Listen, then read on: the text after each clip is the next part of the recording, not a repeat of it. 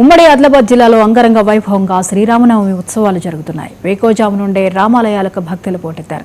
ఆదిలాబాద్, నిర్మల్ పట్టణాల్లో శ్రీరామనవమి సందర్భంగా భవ్య శోభాయాత్రలు నిర్వహించనున్నారు.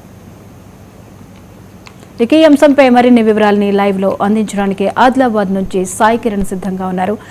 సాయి కిరణ్, చెప్పండి, ఆదిలాబాద్ లో శ్రీరామనవమి వేడుకల ఏర్పాట్లు ఎలా ఉన్నాయి? రైట్, ముందుగా 99 టీవీ ప్రేక్షకులకు శ్రీ రామనవమి శుభాకాంక్షలు.